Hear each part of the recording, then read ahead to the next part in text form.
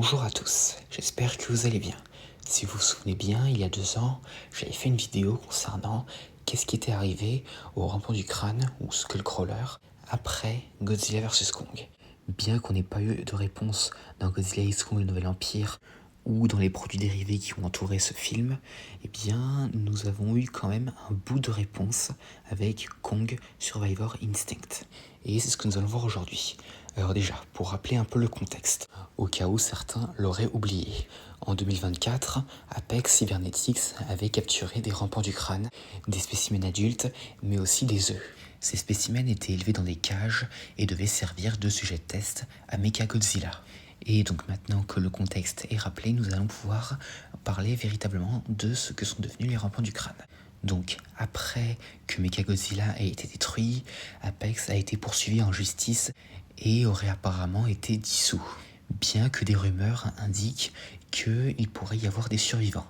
Et donc, une bonne partie des technologies d'Apex furent par la suite récupérées par Monarch, comme notamment leur équipement pour la Terre creuse. Cependant, concernant les sujets de test qu'ont été les rampants du crâne, c'est un peu plus compliqué.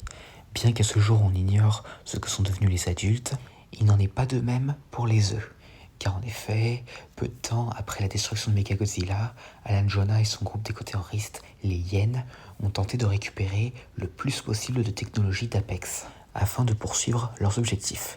Et parmi les choses qu'ils ont récupérées de chez Apex, il y a les œufs des rampants du crâne, qu'ils ont trouvés dans les tunnels Hyperloop de Apex.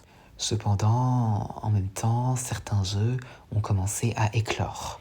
Et certains de ces bébés se sont répandus dans la ville de la côte est des États-Unis, touchée par l'apparition de Kong, Abaddon et de Tiamat. Et ces bébés sont aussi agressifs que les adultes, mais surtout très affamés, étant donné que les rampants du crâne ont besoin de se nourrir beaucoup. Et il n'était d'ailleurs pas rare que certains bébés rampants du crâne se dévorent entre eux. Et même s'il y avait beaucoup de bébés rampants du crâne, cela n'empêcha pas qu'un certain nombre furent éliminés à la fois par Monarch, mais aussi par David Martin, le personnage que le joueur incarne. Mais à part ça, on ne sait pas si tous les bébés rampants du crâne ont été éliminés, et même si certains adultes sont en liberté. Mais en tout cas voilà, c'était un bout de réponse que nous a fourni Kong Survivor Instinct sur le destin des rampants du crâne après Godzilla vs Kong. J'espère que cette vidéo vous aura plu, n'hésitez pas à me dire ça dans les commentaires, et à la prochaine.